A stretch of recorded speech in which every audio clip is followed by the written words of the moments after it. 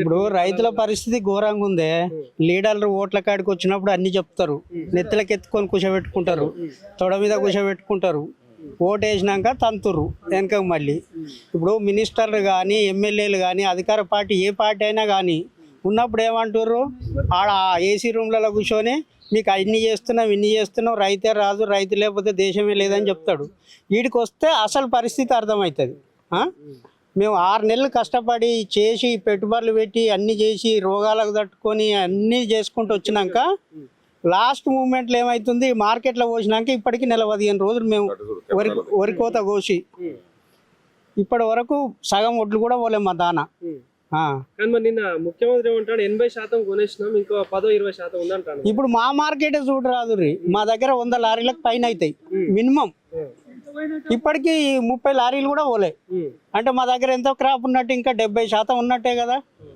మరి ఏది ఇప్పుడు ఈ గాలి దుమారాలకు ఈ వానలకు ఎంతకైనా ఆపుతాం, ఎన్ని పరదాలు కొనుక్కొచ్చేస్తాం. పంటకు 4-5 పరదాలు పోతాయి, అడుగు పరదాలు పోతాయి, పై పరదాలు పోతాయి. 2 నెలలు ఆగే వరకు ఏముంటాయి, ఆ ఒడ్లు తూకం రావు. ఇప్పుడు చూడాలి 10 మ్యాచర్ రావు మాయి, ఏ రాశి చూసుకో నువ్వు 10 మ్యాచర్ కూడా రాదు. అంటే పేలాల లెక్క అవుతాయి అవి.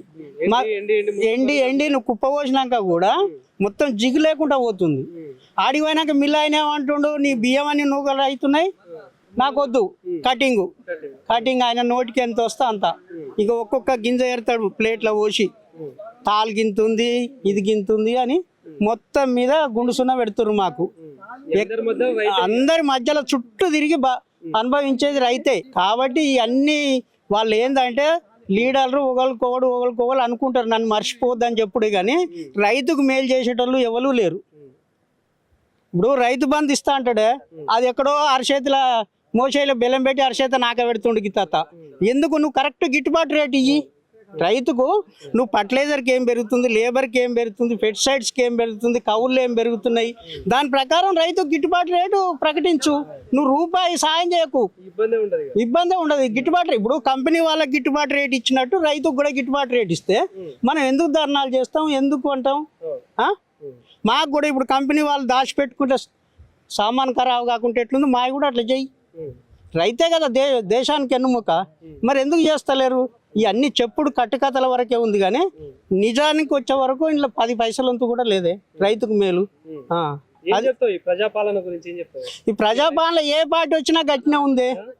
ఇగో ఈ పార్టీ వచ్చింది ఇది డెవలప్ అయ్యింది, ఈ పార్టీ వచ్చింది డెవలప్ అయ్యింది. కొంచెం రాజశేఖర రెడ్డి పీరియడ్లో రైతులకు మేలు అయింది వాస్తవానికి, కొంచెం అప్పుడు సంతోషంగా ఉన్నాం. ఇక ఇప్పుడు మొన్నటి గవర్నమెంట్ అట్నే ఉంది, ఈ గవర్నమెంట్ అట్నే ఉంది. ఇప్పుడు ఇంత కష్టపడి పండిస్తారు కదా, ఆ పంట అంటే వ్యవసాయం చేసుడు కష్టం ఉందా, అమ్ముడు కష్టం ఉందా? అమ్ముడే కష్టం ఎక్కువ ఉంది. వ్యవసాయానికంటే ఇప్పుడు పైసలు ఉంటే అట్లా పోయి షాపులో మనకు అన్ని దొరుకుతున్నాయి, తీసుకొస్తున్నాం. శాత కాకపోతే మనిషిని ఎంగేజ్ చేసుకొని పని చేస్తున్నాం. వీడికి వచ్చే వరకు మనం ఏం చేయలేకపోతున్నాం కదా.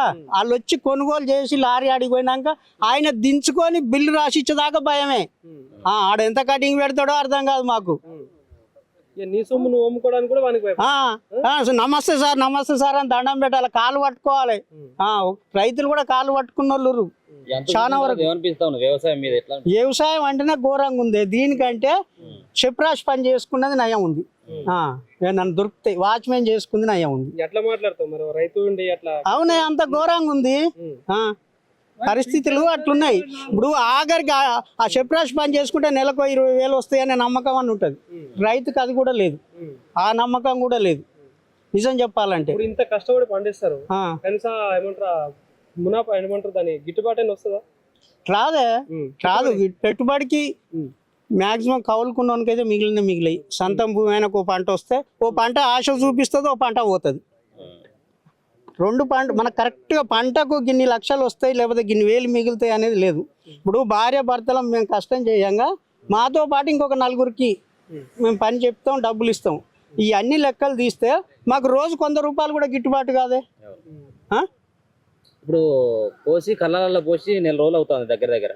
ఏంటిది మరి ఇక్కడ ఎవరు ఉంటా ఉన్నారు, ఈ ఒడ్ల పరిస్థితి ఏంటిది? మళ్ళీ రావాలా రాత్రి పగలంతా ఇక్కడికి రావాలి? తిరుగుతూనే ఉంటాం కదా. ఇప్పుడు గాలి దుమారం వస్తుంది, వస్తూనే ఉంటాం. పొద్దు 3 సార్లు తిరగవలసిందే, బరువులు వేయవలసిందే. వేరే పని పెట్టుకుని లేదు. ఇంకేం పని చేస్తాం ఇప్పుడు? ఇక ఏం పని చేయడానికే లేదు. నిన్ననైతే విపరీతమైన గాలి, పరదలన్నీ లేచిపోయినాయి. చినిగిపోతే మళ్ళీ కొనాలా? చినిగిపోతే కొనాల్సి వాటికి ఎంత అయితే? ఆ సైజుని బట్టి ఉంటుంది. మినిమం 3,000 నుంచి ఈ రాశిని బట్టి ఇక మొత్తం ఈ వడ్లంతా పోయే వరకు ఒక 10-20 వేలు దానికే ఇక. ఘోరంగా ఉంటుంది. వ్యవసాయం అంటేనే ఘోరంగా ఉంది.